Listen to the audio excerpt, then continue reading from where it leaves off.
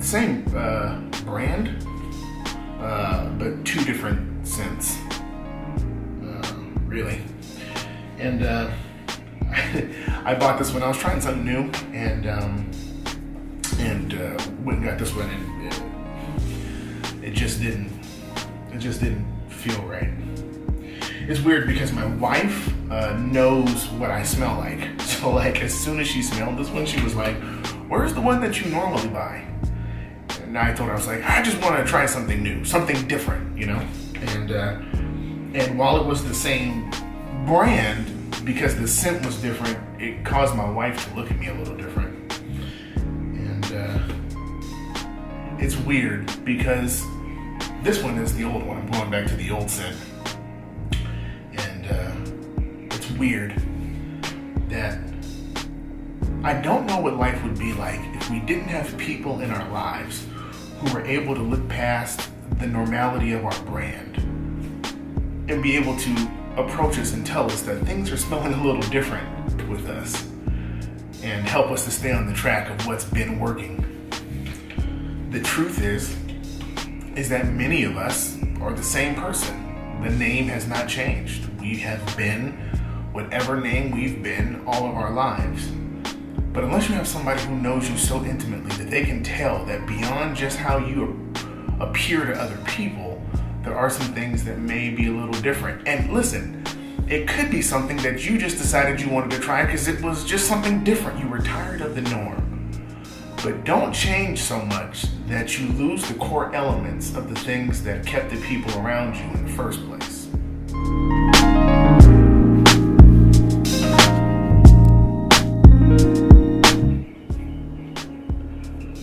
Us looking for a home is a real big deal. It's a big deal because for the last year or so, we have been searching for the perfect place. And it's so funny. When we first moved into that apartment that I showed you guys a few vlogs ago, we had found the perfect place. And it was a small thing. Like I said, a 1-bedroom, 1-bath, small thing. It was great. It felt like home. We would come home. It would feel great, you know? And the rent was a little high, but we're in California, so that's all a matter of perspective. But one day we had this idea that we wanted to house more people, and we wanted people to be able to experience what we felt inside the home, but in a bigger space. So we moved to a 2-bedroom, 2-bath in the same complex, same brand name. We went over to this other apartment, and it was weird. We had less people over, and it never felt like home. In fact, it felt too big.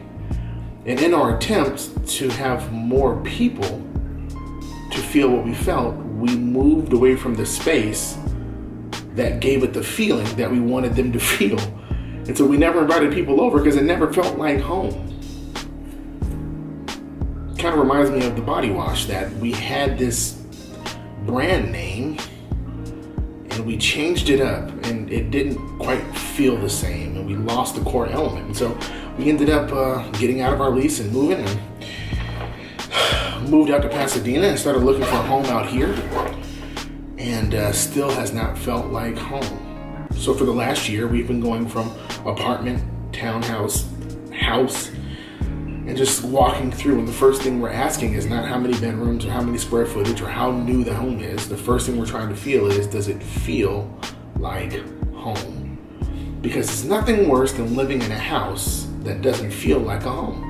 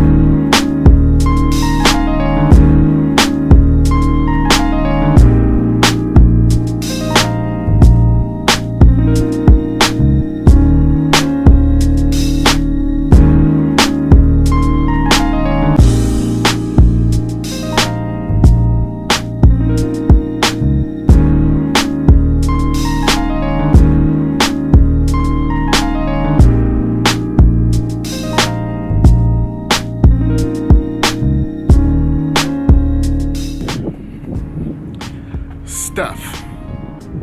This is all the stuff that we had from our old apartment that has been stored up.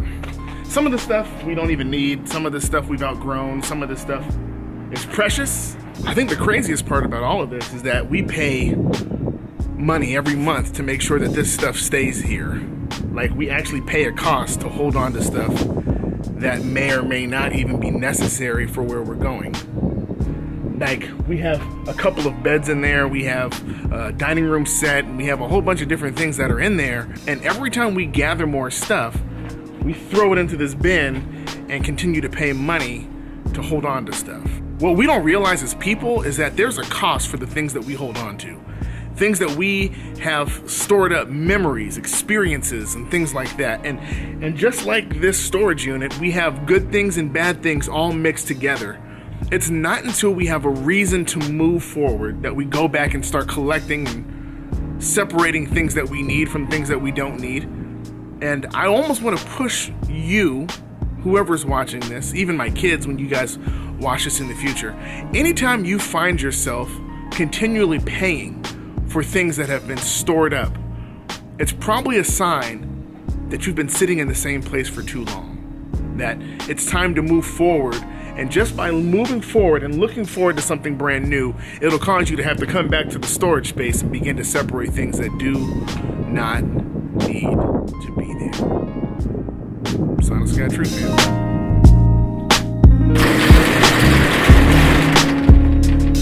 Okay, so listen. I know I said that I'm not going to be having fast food, and I'm not, but I saw this commercial for this, and it, like, completely intrigued me. So I am going to give this a taste. Now, this is supposed to be like a different kind of soda, right? I guess, or I'm not even sure if it's soda. I don't know what this is. Let's read it. A boldly blended cola made with cola nut extract, dark brown malt flavor, a touch of aromatic bitters, sparkling water, and real sugar. So it has the makings of something completely nasty. But two things stick out to me. Only 150 calories, right? But look how much sugar's in that. 39 grams of sugar. I want to just try it real quick. Let's see how it tastes. All right, here it is. Let's see what this tastes like. Oh. Now, it smells just like soda, okay? Okay. Here we go. Oh, man.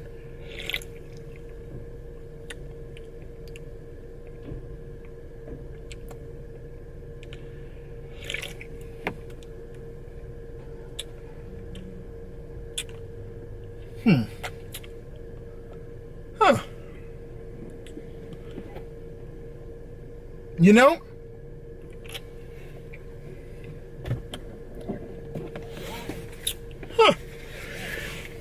okay, I'll tell you this. Hold on. It's really weird.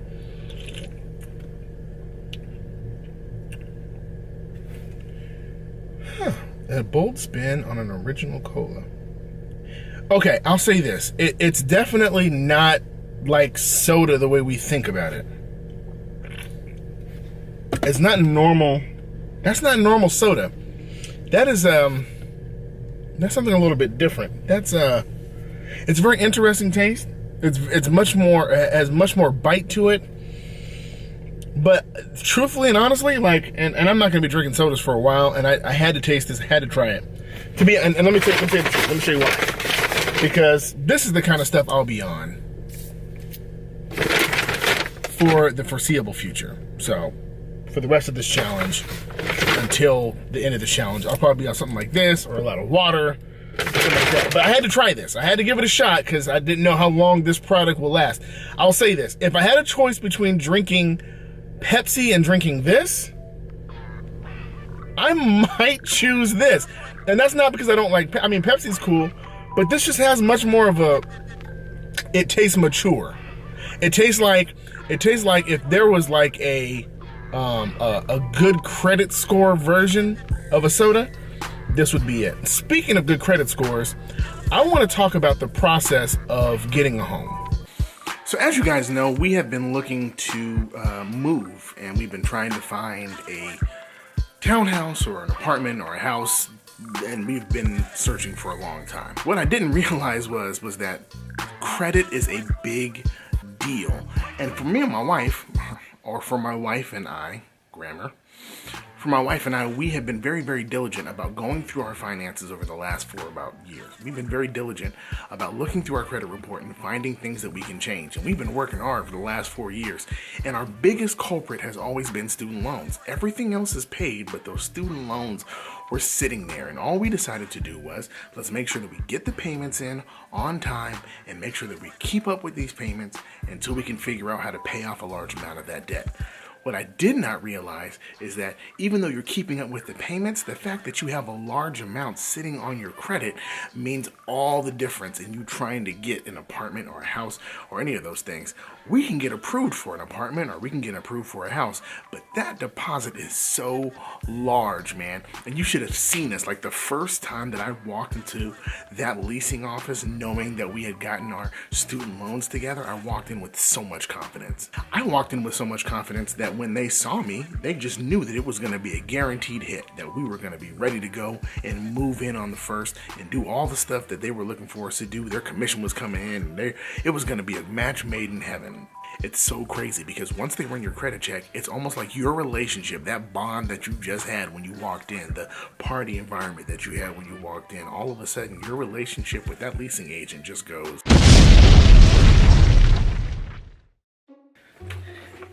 Hi, hey, how you doing? He's here. Have a seat. Yes, ma'am. Yes, ma'am. My name's Devon Johnson. I brought my application in. Well, hello, Mr. Johnson. Tell me a little bit about yourself and you and your wife. Yeah. My wife and I have been looking for a place, and we've been trying to find a home for our children. Oh, really? How old are they? Yeah. We have a 18-month-old son. His name is Caleb. He's our firstborn, and then we have a brand new kid. Her name is Aubrey. She's only 1 month old, though. It's my daughter. Okay, all right. You gonna have any more? Oh, yeah, I'm done.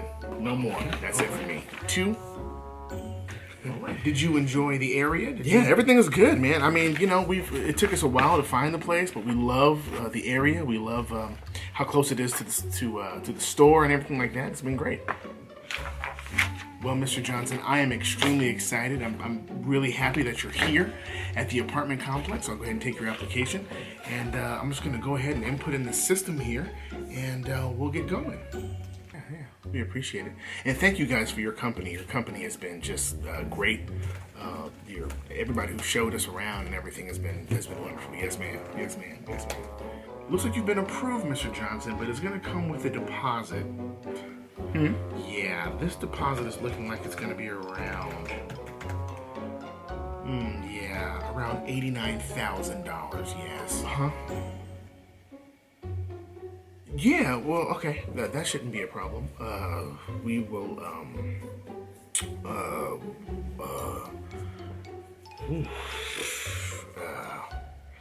let me, okay. Let me do this. Your hair is wonderful, by the way. Let me do this. Let me check with my wife, and we'll get back to you in a day or 4 or 5. Thank you so much for your time. I'm gonna go now. Today's been unbelievable. My wife is sick. My children are sick, and I have been playing daddy daycare. But let me say this, and I'm not saying that for the purpose of me going, oh, dads know how to do this. Listen, Mother's Day is coming up. My wife is going to get every ounce of whatever I can offer her, because everything that I'm doing today, like, I do it out of my heart. I love it, and I want to take care of her, and I want to take care of the kids. I just know that if this is what she goes through on a daily basis, and the fact that when I come home, I can't feel that on her. You know what I'm saying? Like, when I come back home, I don't feel like she's been watching 2 kids. You see what I'm saying? Even though she has, you know what I mean? And I'm not saying that like it feels like she ain't done nothing. I know she's done something, but when I come in the home, she makes me feel like the day just started. Does that make sense? Like that's a heavy statement, man. Like that's some heavy kind of love right there. That she would care enough about me that she would like allow she would allow me to come home to peace, even though she's been dwelling in chaos with 2 kids for majority of the day. So it was my privilege to do this today, but I'm not gonna lie and act like dads are just built for this. Most of us ain't, and I know we be trying to gas it up. Listen, there's a reason why the Lord did not give us ovaries and did not allow us to carry children for 9 months, because we ain't got the patience. Okay, ain't nobody, and I guarantee you, ain't no dude, ain't no man ready to carry no kid for no 9 months and then watch him after that. You see what I'm saying? Like if I carried a kid for 9 months and the kid come out, whoever gets that kid out of me, whoever, the doctor, the dad, whoever picks that kid up, that is your baby for the rest of your life. I did my part. Okay? I did my part. I'm talking crazy, but you know what I mean when I say that. So, in any case, it is time for me to hit the gym, man. Look what time it is, dude. Look at the time. Oh, you guys heard me talk about this on the vlog. I'm tired of going to the gym this late, man. Because I still have to come back, edit this vlog tonight. And then be up and be at the church by 6:30 in the morning, man. Like, this is going to be crazy. I don't know what I was thinking about when I said this challenge. Look what I'm drinking. Look what I'm drinking. I'm doing my part, people. I'm doing my part. I'm doing my part. I really want a burger. I really want a burger. All right, let's hit this gym.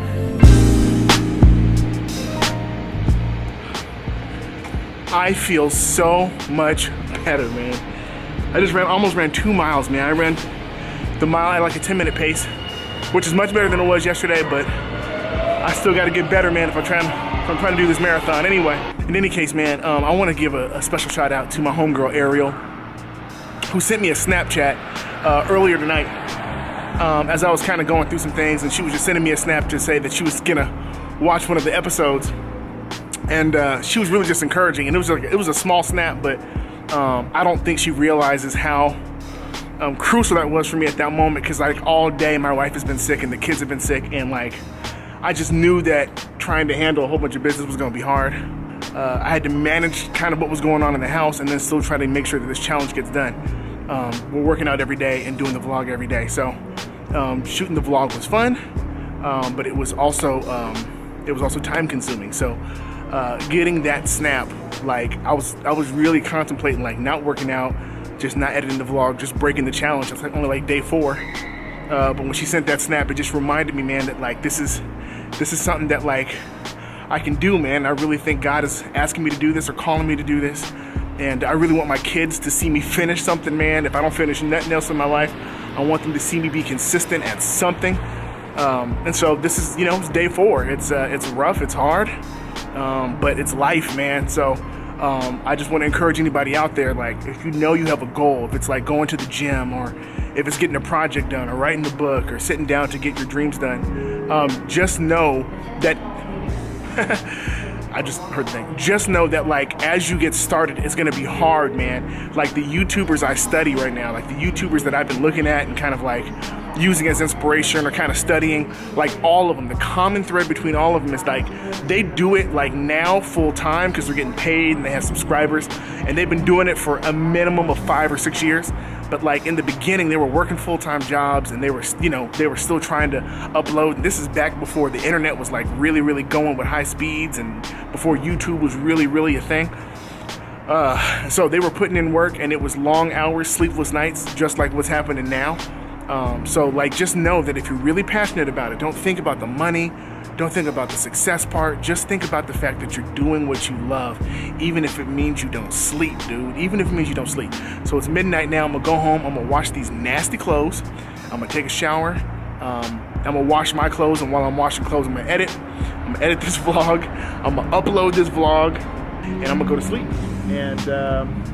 And we're gonna I keep looking behind me because there's a train station directly behind me, and people are just walking by at midnight looking at me like I'm crazy. But I'm gonna upload this vlog, and then I'm gonna get up tomorrow, 5 o'clock, and I'm gonna do tomorrow with the best of my ability, man. I think what I'm gonna do, sorry for making this so long, guys, I'm sorry. But I think what I'm gonna do is on Sundays, I'm gonna do a different kind of vlog. It's hard for me to vlog on Sundays with my camera because there's so much going on, and trying to learn how to be a pastor of a church is kind of hard with the camera in your hand. But I think I'm gonna do something special on Sundays, and I think I'm gonna start tomorrow. So be on the lookout on Monday for Sunday's vlog. It's gonna be a little different. So let me know what you guys think. And please, guys, listen. I have a goal of getting to 100 subscribers. I think right now I'm at 90. So listen, if you haven't clicked the subscribe button, click it. Just go ahead and click the subscribe button for me, or leave a thumbs up, or leave a comment, leave some activity. Let me know that you have watched the video. Tell me what you think. Let me know where I can get better, what things you would like to see, like maybe later on. But I really appreciate it. I love you guys. Wow, it's time for me to get to work, man. I love you guys. Remember, in everything that you do, literally everything that you do, keep God numero uno. I'm out, man.